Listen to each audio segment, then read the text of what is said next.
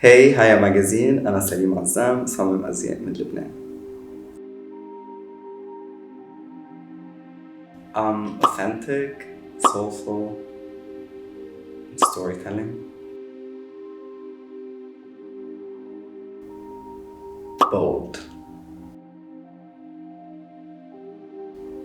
أخضر.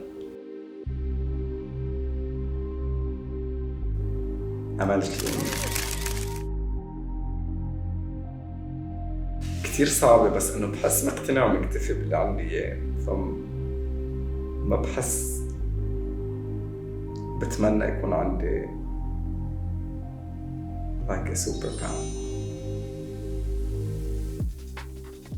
ما بآمن بالترانس وما بخدم بعين الاعتبار لما صمم.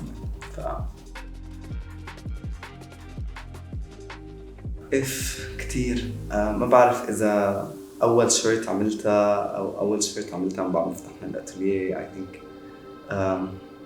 I think كل مجموعة عندها memories الخاصة فيها. It would be very hard to answer لأنه هيك كل شي بنعمله في كتير روح وفي كتير حب.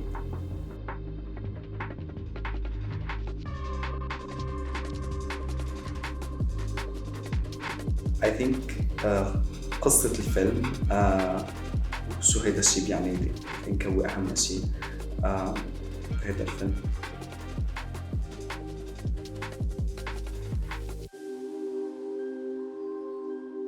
أنا وإلي فهد في شي كتير قوي بيجمعنا، اللي هو كيف بنسرد القصص وقديش القصص بتعني لنا على المستوى الشخصي. I think لما بنجتمع مع بعض هيك بحس روحنا بتخلق شي مع بعض.